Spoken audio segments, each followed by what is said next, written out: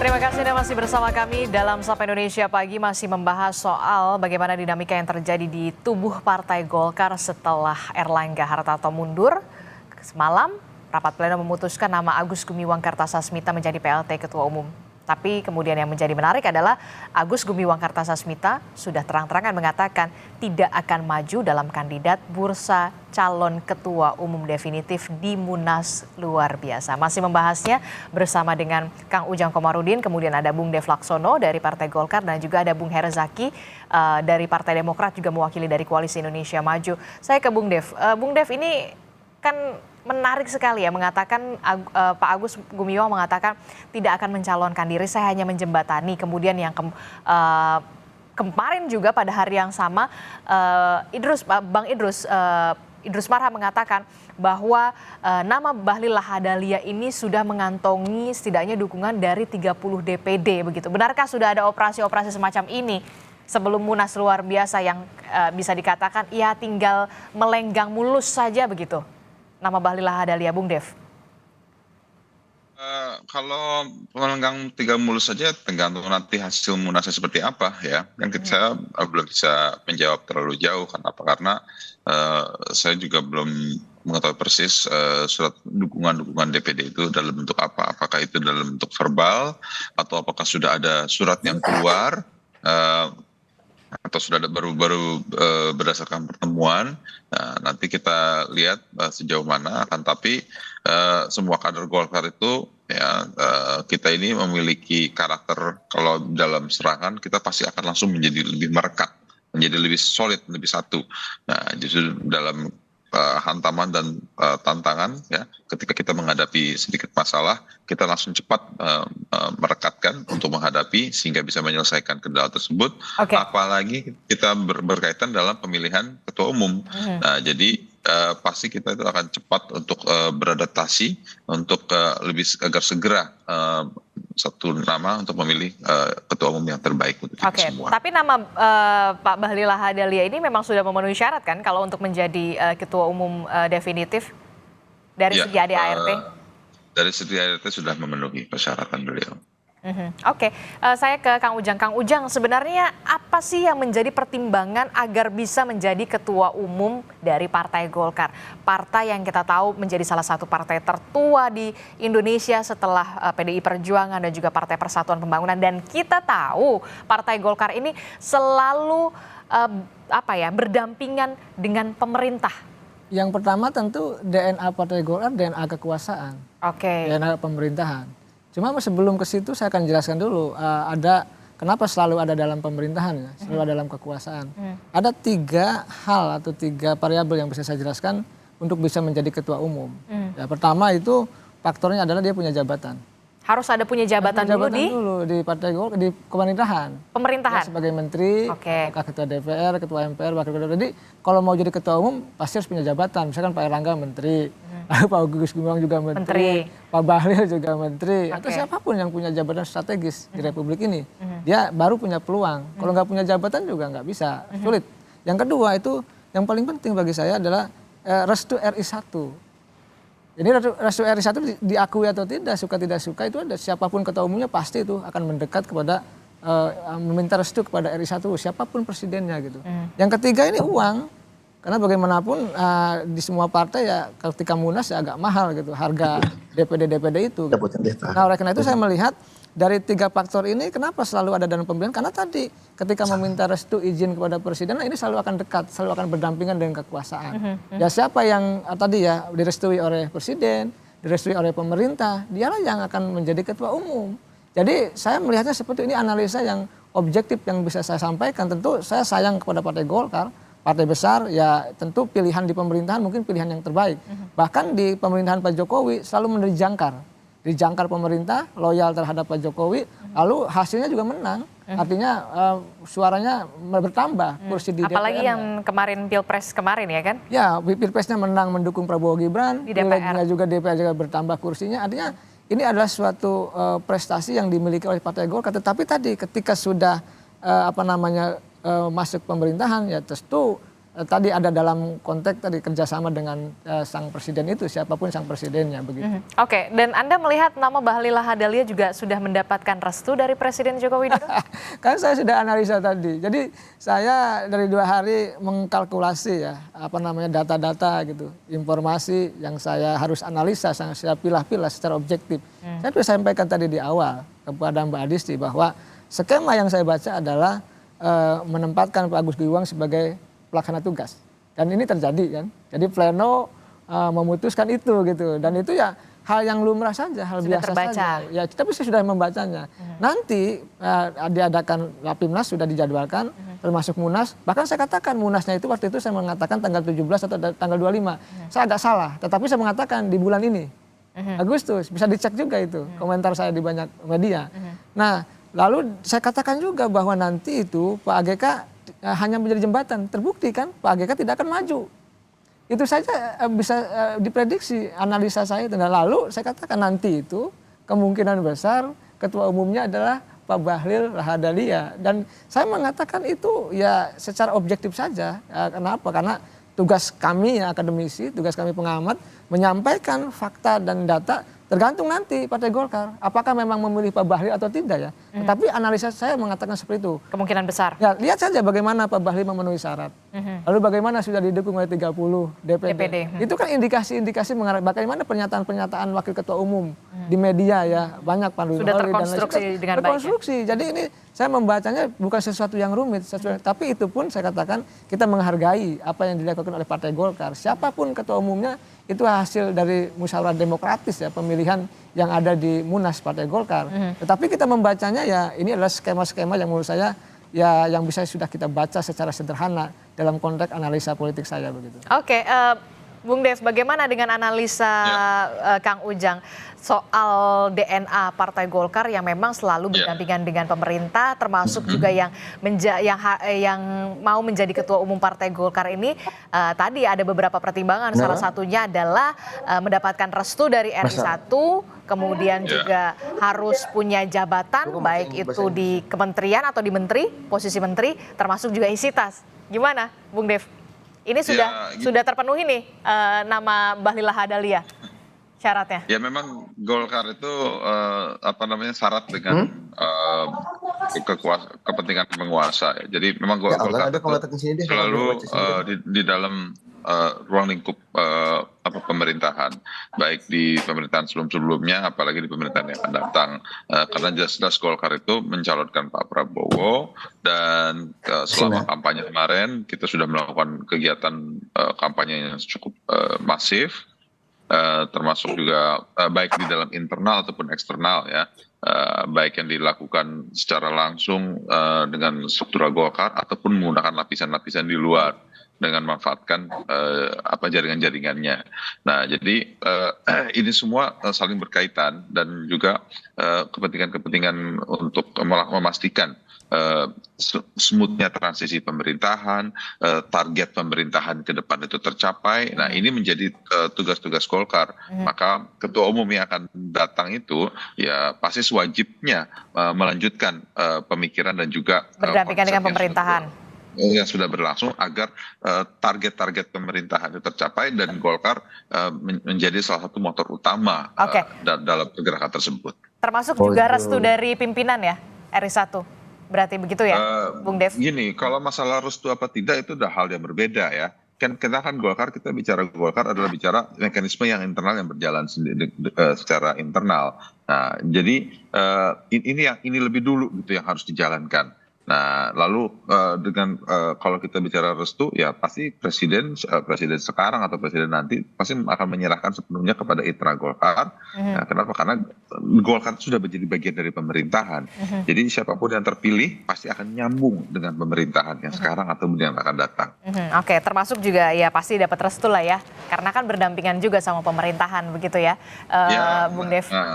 Ya, gini, kalau kita nggak usah bicara restunya dari presiden, kita bicara internalnya saja dulu gitu. Kalau internalnya sudah berjalan, pasti akan selaras dengan konsepnya pemerintahan. Oke, baik. Bung Herzaki, bagaimana Anda melihat dengan analisa yang sudah dipaparkan oleh Kang Ujang? Benarkah demikian? kalau di Koalisi Indonesia Maju begitu juga nggak sih sebenarnya? Kalau dari kami tentu Mbak, dari mekanisme setiap partai ini ada polanya sendiri, ada aturan yang mendasari, ada ADART.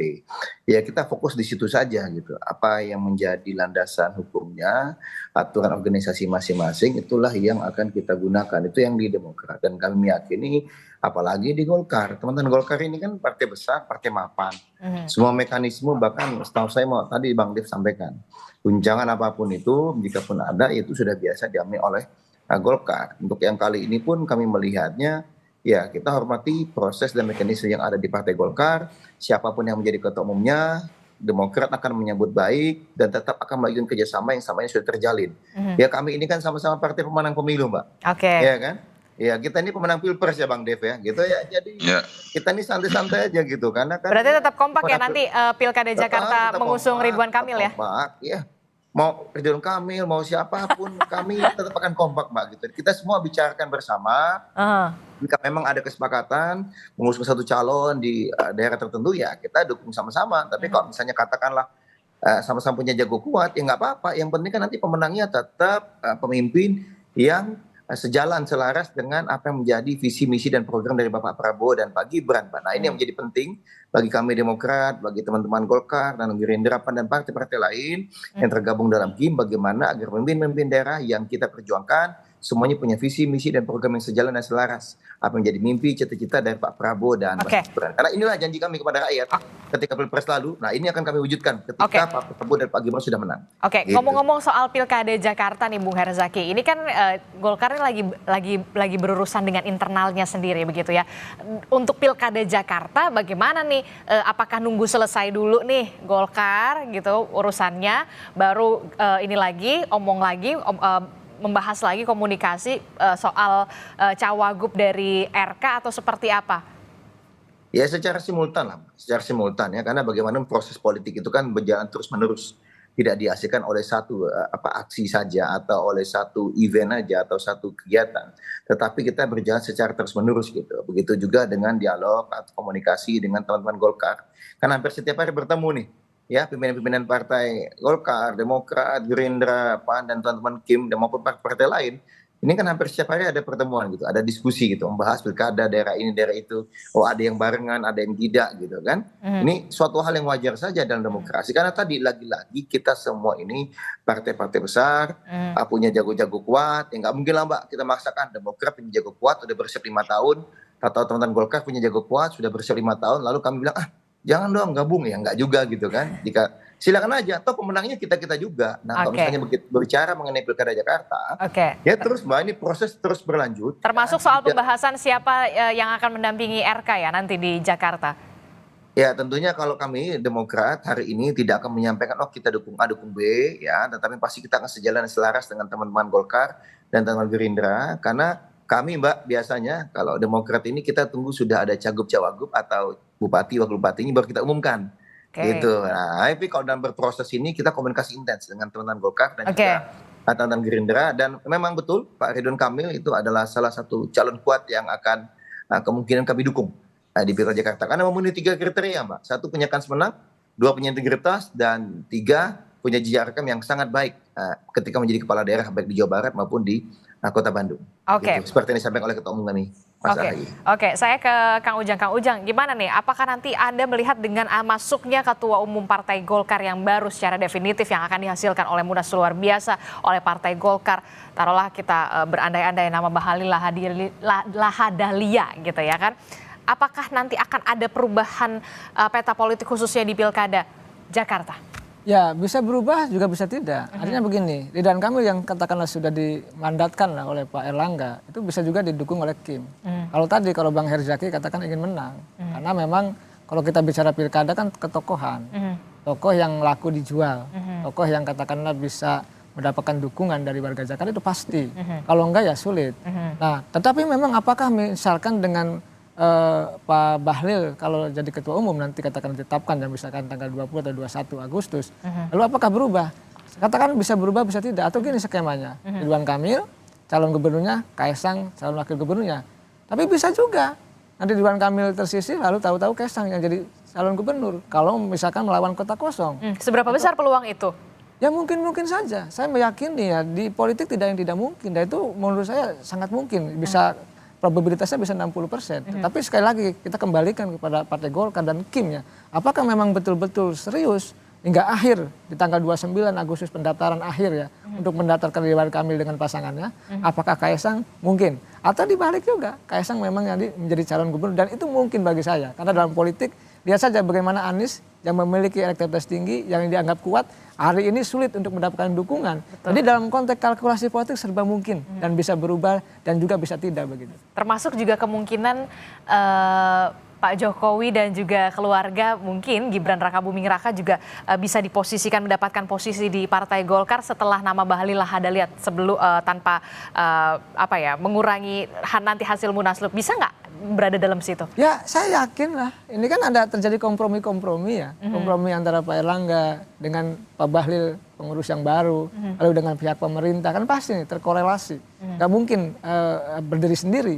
Pasti akan terkorelasi antara tiga pihak itu. Oleh karena itu nanti ada kompromi misalkan sudah ada pembicaraan Pak Erlangga akan diberikan penghargaan, akan diberikan tempat, termasuk Pak Jokowi dan Mas Gibran pasti akan diberikan tempat menurut hemat saya. Karena Pak Bahlil ini bagaimanapun sangat dekat dengan Pak Jokowi. Dan jadinya Pak Bahlil, kalau bahasa saya, adalah atas izin restu Pak Jokowi. Dan dalam konteks hari ini menarik tulisannya Pak Dahlan Iskan, ya Golkar ini ya nanti akan memasukkan keluarga Pak Jokowi. Oleh karena itu ya suka tidak suka, senang tidak senang ya dibantah apapun ya. Kita lihat saja nanti apakah memang seperti itu, apakah apa yang saya sampaikan, yang saya spekulasikan ini. Tetapi apa yang kita lihat adalah bagian daripada skema-skema yang sudah saya bicarakan dari awal tadi. Ya semua tentu kita menghargai mekanisme yang ada di Partai Golkar. Partai hebat, partai jagoan, Golkar selalu menjadi jangkar pemerintah. Apapun nanti keputusannya tergantung Partai Golkar, tapi saya meyakini iya akan mengakomodasi kepentingan Pak Jokowi begitu. Seberapa besar keyakinan Anda keluarga istana Presiden Joko Widodo, kemudian ada nama Gibran Rakabuming Raka terakomodir untuk berada di posisi Partai Golkar? Saya mengatakan bisa sampai 70% lebih ya. Karena begini. 70% lebih? Ya, kalau saya mengatakan begini Mbak, di Indonesia ini mohon maaf sekali lagi ya, ini bisa dibantah memang. Tapi saya selalu katakan bahwa siapapun figur tokoh yang ketika tidak punya jabatan itu tidak ada perlindungan secara politik, secara hukum, bahkan secara bisnis. Oleh karena itu ya perlu ada perlindungan. Nah, yang bisa melindungi ini partai-partai besar. Lihat kan misalkan mohon maaf Pak Herzaki, Pak SBY, begitu hebatnya Pak SBY berprestasi dalam 10 tahun terakhir. Tetapi partainya masih dikudeta kok. Masih dikerjai kok. Nah, dalam konteks itu ini berbahaya kalau tidak ada dalam naungan beringin yang rindang gitu. Dan apapun itu ya kita hormati apa yang dilakukan oleh Partai Golkar. Sekali lagi ya kami hormati itu. Mengadakan munas, memilih ketua umumnya, kita hargai dan hormati sebagai bagian mekanisme yang harus dijalankan oleh Partai Golkar. Walaupun nanti ujungnya ya mengakomodasi kepentingan dari Pak Jokowi.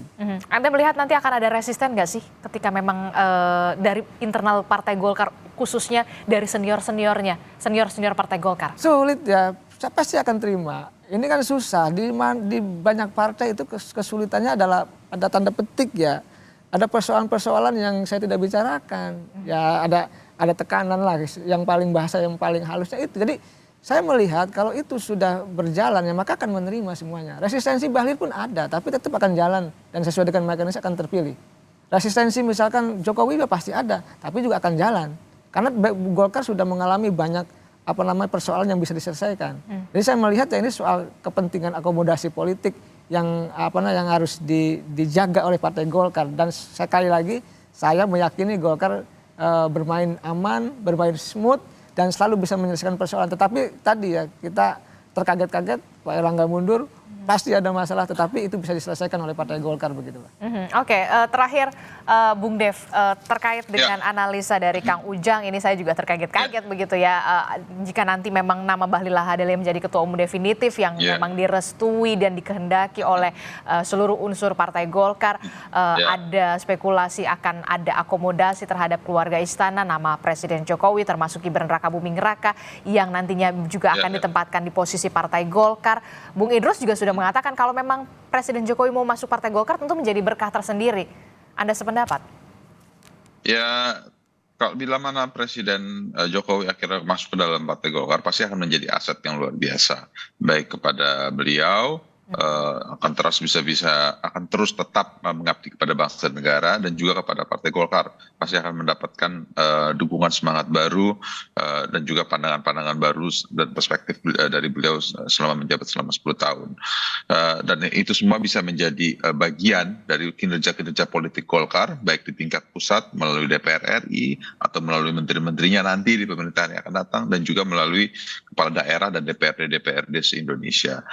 Tentu kita berharap bahwa kita bisa segera menyelesaikan ini, segera memilih ketua umum baru untuk segera mulai menata untuk memasuki di era pemerintahan yang baru. Gitu. Oke, baik. Kalau Pak Jokowi memang betul akan masuk ke Partai Golkar, tentu saja Anda mengatakan ini menjadi aset yang luar biasa begitu ya, Bung Dev ya? Iya, tentunya. Oke. Karena pengalaman beliau pasti akan berdampak yang positif bagi kita semua. Oke, terakhir Bung Herzaki. Ya, kalau dari kami, seperti apapun yang dialami, yang terjadi di Golkar, kami menghormati semua proses yang berlaku. Karena bagaimanapun siapapun tokoh ya, mungkin kalau menurut saya katakanlah bahkan Bang Ujang sendiri misalnya suatu saat memutuskan masuk partai politik, bisa jadi Golkar akan menjadi salah satu partai yang sangat menarik. Karena bagaimanapun ini partai besar, sudah bertahan puluhan tahun. Ya kita tahu juga jejak istilahnya jaringannya juga sampai ke daerah-daerah.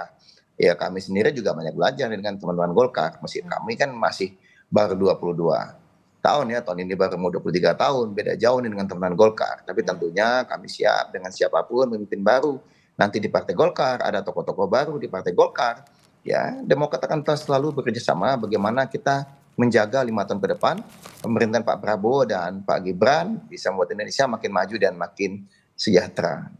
Oke, kita akan tunggu bagaimana nanti hasil Rapimnas dan juga Munas luar biasa yang akan memutuskan siapa yang akan menempati posisi Ketua Umum Partai Golkar secara definitif setelah semalam rapat pleno sudah memutuskan nama Agus Gumiwang Kartasasmita menempati posisi sebagai PLT Ketua Umum, termasuk juga apakah nanti benar analisa-analisa yang sudah disampaikan atau dipaparkan oleh Kang Ujang benar menjadi nyata. Kita akan tunggu.